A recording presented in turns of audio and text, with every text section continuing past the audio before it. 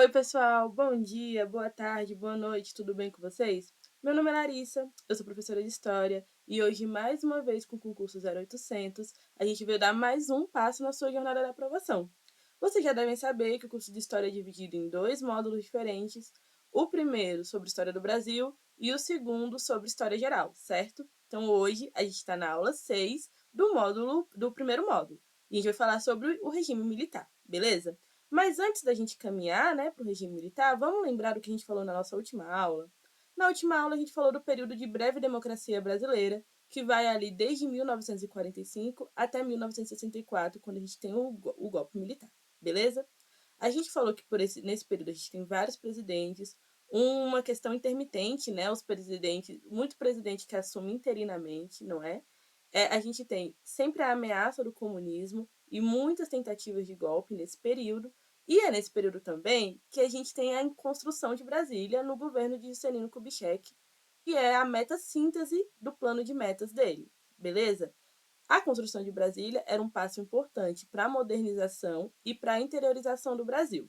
A gente teve grandes avanços, principalmente ali na área de engenharia e na área de transporte também, beleza?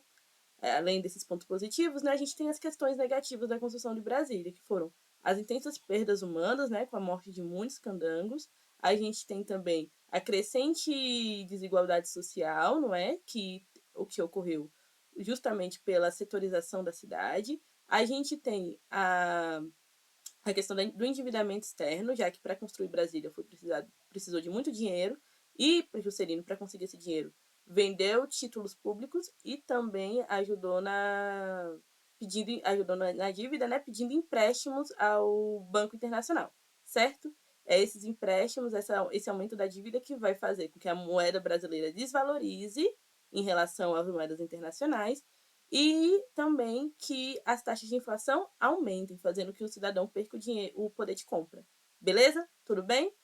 Falamos de tudo isso, essa questão da Constituição de Brasília cai bastante em prova. Se ficou com alguma dúvida, você pode voltar na nossa última aula ou então comentar aqui embaixo, que a gente tira a dúvida sim.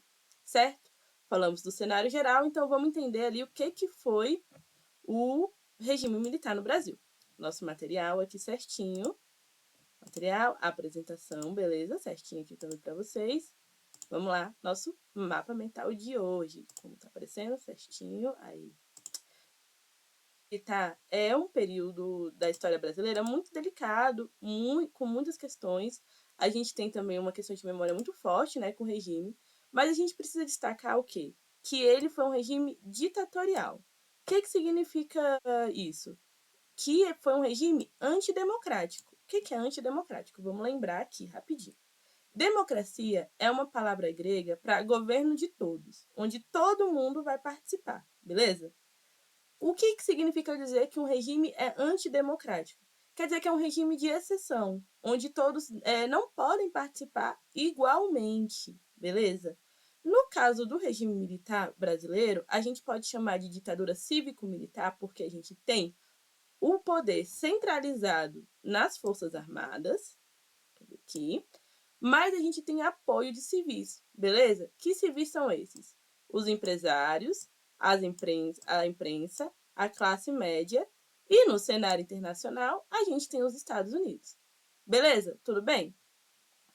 A ideia do regime militar aqui no Brasil, ela acontece quando Jango, né, lá no final do período da breve democracia, adota ali mantém, né, uma política de neutralidade. O fantasma do comunismo ainda pairava, né, sobre a política brasileira e com a promessa de livrar o Brasil dessa tal ameaça comunista, as Forças Armadas ocupam a cadeira presidencial, certo? Tudo bem? Nesse momento, então, a gente tem o exército, né, os militares, dentro do, dentro do poder executivo, ocupando o cargo do poder executivo, com essa promessa de livrar o Brasil da ameaça comunista e da insatisfação popular que parava ali decorrente das desigualdades sociais crescentes. Tudo bem? Certo? Tranquilo? Nesse período de regime militar, a gente tem cinco Vamos entender melhor o que aconteceu com cada um deles. Vamos lá. O primeiro presidente é o Castelo Branco. Ele assume logo depois ali do golpe, não é? A cadeira presidencial. E ele também tinha uma imagem mais moderada, certo? Então ali ele começa a instituir os atos institucionais, que eram decretos, né, que reforçavam ali o poder do executivo. Ele, o primeiro, é o que vai, né, instaurar o regime militar, mas o Castelo Branco ainda assim era uma questão mais moderada. Logo em seguida do Castelo Branco, a gente tem o governo do Costa e Silva. O Costa e Silva também vai ser considerado um pouco mais moderado, mas é no seu governo, especialmente ali em 1980 e 68, desculpa, 1968, a gente tem o decreto do AI-5. O que era o AI-5? Foi o mais pesado de todos os decretos da ditadura militar. Ele instituiu a censura, fechou o Congresso, não é? Então, ali, a partir do momento que a gente tem o AI-5, a gente fecha o Congresso, o presidente ele vai governar com força total, assim, sem poderes moderadores com ele. Além de tudo isso, dos poderes totais, a gente tem a censura e a repressão da oposição, beleza? Nesse momento, a gente passa a ter o que a gente chama de bipartidarismo. Vamos voltar aqui para o slide. O que era esse bipartidarismo? Nós vamos ter dois partidos. A Arena, que era o governo dos militares, né? Era o partido do governo, e a oposição consentida, que era o MDB, beleza? Por que consentida? Porque era a única permitida, certo? Beleza? Ótimo. Então, no governo do Costa e Silva, com a declaração do AI-5, a gente começa ali o que seriam os anos de chumbo, que vão se estender ali até o governo Médici. Então, nesses anos de chumbo, era um comum, né? A censura, que era os jornais, a imprensa, os artistas em geral não podiam publicar o que eles queriam. A gente vai ter os sequestros, as torturas e as execuções daqueles que são considerados inimigos da nação. Beleza? Essa questão toda, né, do sequestro, das censuras, da tortura, a gente chama de terrorismo de Estado. Essa expressão pode aparecer aí na sua prova. Por que terrorismo de Estado? Porque, apesar de serem medidas extremas, não é? A gente não tem sequestro e tortura regulamentado. Mas era como se o Estado fizesse vista grossa. Então, era como se fosse basicamente porque o Estado não investigava, as Forças Armadas não investigavam, a polícia não investigava, estava todo mundo de acordo. Era uma forma de reprimir a oposição e não fazer com que as pessoas, né, entendessem a opressão que estava acontecendo durante o regime. Tudo bem? Dentro do governo, apesar de todos os militares, a gente tem divergências, não é? Então, a gente tem mais e menos moderados, até que a gente chega ali no governo Médici, que vai ser menos moderado, né? O Médici vai ser mais radical. No governo Médici, a gente tem duas coisas crescentes, latentes, né? Que é a luta armada e o milagre econômico. O luta armada é quando a oposição vai começar a pegar em armas para enfrentar o governo, certo? E aí a gente vai ter roubo de bancos, sequestros de autoridades, inclusive de um embaixador norte-americano, né, estadunidenses, para negociar com os presos políticos que brasileiros, não é, para ver essa troca. A gente vai ter também essas pessoas sequestrando bancos e grandes fortunas para poder financiar a própria luta. Então vai ter um confronto armado entre a oposição e entre o Estado, certo? Ao passo que a luta armada cresce e ganha força no Brasil, a gente tem um milagre econômico acontecendo. O que é esse milagre econômico? É quando o Estado brasileiro, né, começa a tomar empréstimos com o Banco Internacional, especialmente com os Estados Unidos, não é? Para financiar obras públicas e a industrialização do país. Vamos lembrar que o Brasil ele é um país ainda agrário, como é até hoje, né? Muito agrário. Mas ali, durante a Era Vargas, a gente tem o início do processo de industrialização. No governo Médici, a tomada desse empréstimo vai fazer com que esse processo de industrialização ganhe mais força. Paralelamente a isso, a gente tem a construção de grandes obras públicas para ajudar no processo de evacuação desses produtos que vão ser fabricados aqui no Brasil. Então, a gente tem construção de pontes, como a ponte Rio-Niterói, ali no Rio, que liga a cidade do Rio de Janeiro com a cidade de Niterói. A gente tem a construção de estradas, como a Transamazônica também. A construção de usinas hidrelétricas, como a de Itaipu. Todas essas obras para acelerar o desenvolvimento econômico brasileiro, certo? Se tem obra, se tem mais indústria, a gente tem mais emprego. Então, as pessoas elas vão ter mais poder de compra, vão poder comprar mais, comer melhor, viver, não é? Isso vai melhorando ali, pelo menos de uma parte da população, a qualidade de vida, certo? Isso a gente chama de milagre econômico, tudo bem? O que acontece? Se a gente tem todo esse desenvolvimento, a gente tem que parar para pensar aqui o processo de industrialização do país, né? Ele é voltado para o cenário internacional. Então, o Brasil ele vai exportar muita coisa, vai mandar muita coisa para fora do país, beleza?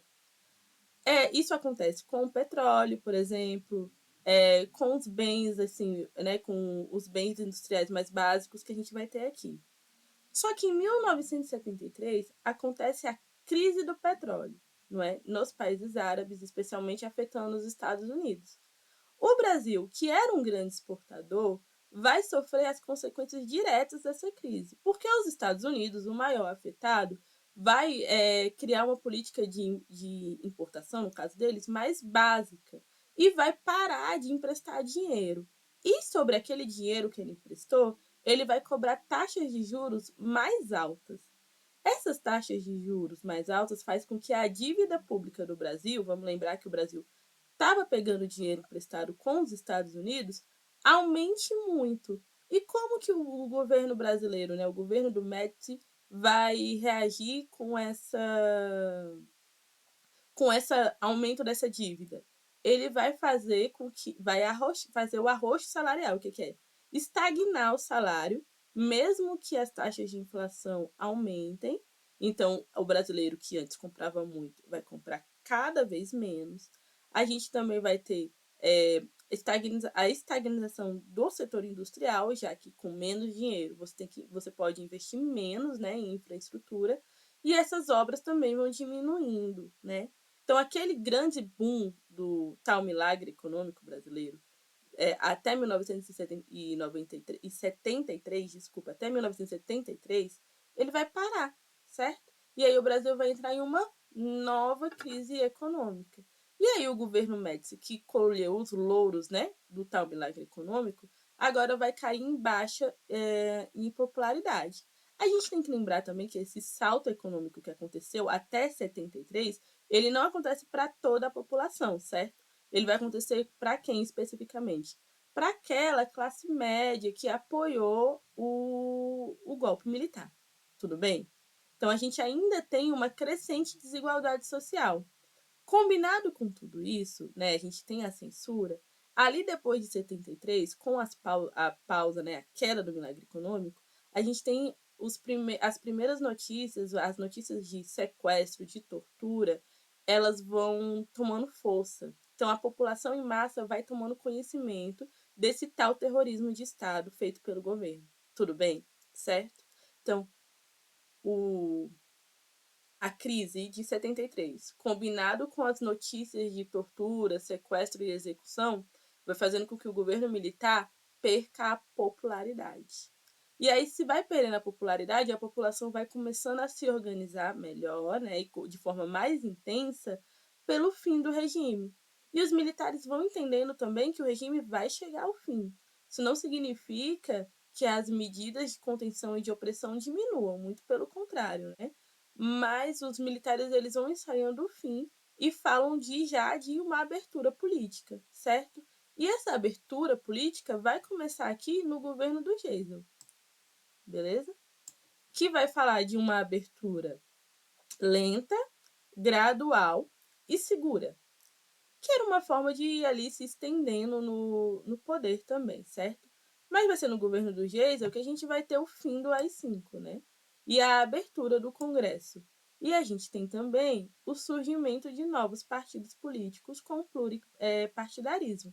E aí é nesse cenário que a gente vai ter os novos partidos esses que que existem até hoje, por exemplo, como o PT, PMDB, vão surgir nesse período. E aí a gente tem também a lei da anistia, que vai o quê? Fazer com que esses crimes cometidos durante a ditadura, né, eles sejam perdoados pelo Estado brasileiro, certo? Então, as pessoas que cometeram esses crimes em nome do Estado, elas não vão ser mais punidas. Ao mesmo tempo que aquelas pessoas que foram exiladas, por exemplo, ou acusadas de crime, como sequestros, enfim, da população que não estavam no Estado, também vão ter seus crimes perdoados. Os exilados, eles vão poder, por exemplo, voltar para o país. Então, a gente tem grandes artistas, escritores, jornalistas, políticos, que foram exilados durante o período militar, né? Exilado significa que eles tiveram que sair do país, né? Foram expulsos do país. E aí eles puderam voltar ali entre o governo de Geisel e Figueiredo com o fim do AI-5. Beleza? Tudo bem? Nesse movimento de reabertura, né, lenta e gradual, que a gente vai tendo o declínio do regime militar. Até que a gente tem ali o movimento, né, os movimentos populares ganhando cada vez mais força, e a gente tem o movimento das diretas já, que pediam que o povo pudesse eleger diretamente o presidente da República, certo? Porque vamos lembrar que todos esses aqui, eles vão ser eleitos de forma indireta. Então, eles vão ser escolhidos pelo próprio colegiado, né, entre seus pares. O que o movimento das diretas já quer é que o povo escolha o seu presidente de forma direta, como o nome do movimento diz. Beleza? Tudo bem? Então, a gente falou de tudo isso. Vamos lá, só dar uma olhadinha no último slide, para a gente ver, então, como foi esse movimento de resistência. Então, a gente tem a população na rua, não é? O movimento sindical, que também foi muito instrumentalizado pela ditadura, também na rua, pedindo por direito ao voto. A gente tem, então, os artistas também pedindo o fim da ditadura. O movimento negro também pedindo pelo fim da ditadura. E aqui a última imagem que já é, né, das diretas já, o movimento final ali que vai marcar já a derrocada do regime militar. Beleza? O movimento das diretas já, ele não consegue, né, que tenha eleições diretas para o presidente. Porque o que acontece é que ali no final do regime, a gente tem Tancredo Neves sendo eleito como um primeiro civil, né, após o período militar. E aí a gente tem o fim do regime militar e a expectativa de uma eleição direta, mas já com Tancredo como presidente, um homem civil. Tudo bem? Beleza? Eu sei que é muita informação, não é? Para pouquinho tempo, para mais condensado. Mas esse é um resumo do que pode cair aí na tua prova. Tudo bem? Se a gente falou de tudo isso, agora a gente vai treinar um pouquinho. Então, vamos lá? Vamos treinar? Vamos ver como tudo isso pode cair na prova.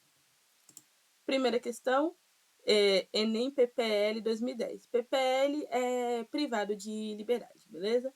Aí a gente tem uma charge aqui, um militar dizendo: voltem para casa, voltem para suas casas, o povo é ilegal. E aí aqui tem: queremos votar, o voto é nosso, direta já. Então, ali já do movimento de direta já, beleza? Vamos ver o que a questão pede da gente. A charge remete ao contexto do movimento que ficou conhecido como direta já, ocorrido entre 1983 e 1984. O elemento histórico evidenciado na imagem é, vamos lá, a insistência de grupos políticos de esquerda de realizar atos políticos ilegais com poucas chances de serem vitoriosos? Não, né? A gente viu, inclusive, que, apesar do movimento direta já não conseguir com que a eleição aconteça logo após ao fim da ditadura, né? A gente tem um civil eleito. Então, eles têm uma chance, sim, de ser vitoriosos. Então, não. A mobilidade em torno da luta pela democracia frente ao regime militar cada vez mais desacreditado? Aí eu acho que sim. Vamos lá. A mobilização em torno pela luta pela democracia? Certo. Frente quer dizer, nesse contexto quer dizer contra o regime militar, que estava cada vez mais desacreditado. Então, desde 1973, com a queda do tal milagre econômico, a gente tem cada vez mais o regime militar sendo desacreditado. Acredito eu que possa ser a B. Vamos lá ler as outras só para desencargo de consciência. O diálogo dos movimentos sociais e políticos estão existentes, com os setores de governo interessados em negociar a abertura? Não, não é isso que mostra na SARD, né? Pelo menos aqui, ó, o militar está dizendo o quê? Que o povo é ilegal. Então, não é essa. D. A insatisfação popular diante da atuação dos partidos políticos de oposição ao regime militar, criado nos inícios dos anos 90? Não é bem isso, né? A insatisfação popular não é com os partidos de oposição propriamente, né? Com o regime. A capacidade do regime militar de impedir as manifestações acontecessem, gente, vamos voltar lá na charge, ao tanto de pessoa, né? Um rapaz aqui, ele dizendo que o povo é legal, mas o povo continua na rua, né? Então, não. Vimos que não, que não, que não. Acho que só cabe a B pra gente, né? Vamos lá? B, certinho. Vamos ver o nosso gabarito. Gabarito B, sem erro. 2. No cemitério, a sociedade religiosa encarregada do funeral, aterrorizada, apressou a cerimônia de tal forma que a mãe de Ergzel perdeu o momento que o caixão do seu filho começou a ser coberto por terra. 4 jornalistas estavam presos no DOI e chegaram para assistir o sepultamento. Um se afastara chorando e dizia: eles mataram, eles mataram. Não pergunte nada, não podemos dizer nada. Eles mataram mesmo. Falava-se baixo. Ouviram-se 2 curtos discursos. O primeiro, da atriz Ruth Escobar. Até quando vamos suportar tanta violência? Até quando vamos continuar enterrando nossos mortos em silêncio? No segundo, Adálio Dantas recitou o navio negreiro de Castro Alves. Senhor Deus dos desgraçados, dizei-me vós, Senhor Deus, se é mentira, se é verdade, tanto horror perante aos céus. Então aqui a gente tem, né, o registro de um sepultamento. Vamos ver o que a questão pede pra gente? Os acontecimentos descritos no texto, ocorridos em meados dos anos de 1970, atestam as seguintes características do regime político institucional vigente. A. A incorporação da estética popular para justificar o ideal de integração nacional tem nada a ver, né? Não está nem falando de integração nacional. B. A afirmação de estratégias psicossociais para favorecer o objetivo de propaganda cívica também não tem nada a ver, não é nem disso que o texto está falando. C. A institucionalização de mecanismos repressivos para eliminar o foco de resistência, acho que essa tem um pouco mais. Mecanismos repressivos são os mecanismos que a gente teve ali, principalmente depois do AI-5, né? A censura, as prisões, todos aqueles que eram, o exílio, todos aqueles que eram considerados inimigos do Estado, porque estavam denunciando ali os absurdos do regime, a falta de democracia. A gente tem que lembrar que, apesar de ter muitas obras de infraestrutura no país, essas obras elas acontecem de maneira um pouco estranha, porque não há transparência. Hoje existe uma coisa no Brasil chamada Lei de Transparência. Se você for lá e digitar no site da transparência quanto custou tal obra, vai aparecer lá. Quanto o governo gastou com isso, vai aparecer lá. Durante esse período do regime militar, a gente não tem essa prática de transparência nas contas públicas. Então, há muita corrupção, muito desvio de dinheiro durante essas obras, certo? E aí, quem tentava denunciar essa falta de transparência era também considerado um inimigo da nação. Tudo bem? Ótimo, vamos lá, continuar. Então, acho que pode ser a C. A adoção de cerimoniais políticos para controlar as manifestações de grupos opositores também não tem nada a ver. Estatização de meios de comunicação para selecionar a divulgação de atos governamentais. A questão, o texto nem está falando disso, então só pode ser a C. Vamos ver o nosso gabarito? C, certinho. Eu acho que essa foi tranquilinha, né? Sem muita coisa. 3. E última. O golpe militar foi implacável no combate ao que restava das ligas camponesas, generalizadas na década anterior. No entanto, em relação aos sindicatos, sua atitude foi ambígua. Por meio de acordo com os Estados Unidos, foram concebidos centros sindicais e cursos de liderança com base em princípios conservadores e ministrados por membros da Igreja Católica. Os sindicatos rurais foram tratados de forma descrita no texto porque o governo pretendia utilizá-los para, vamos lá,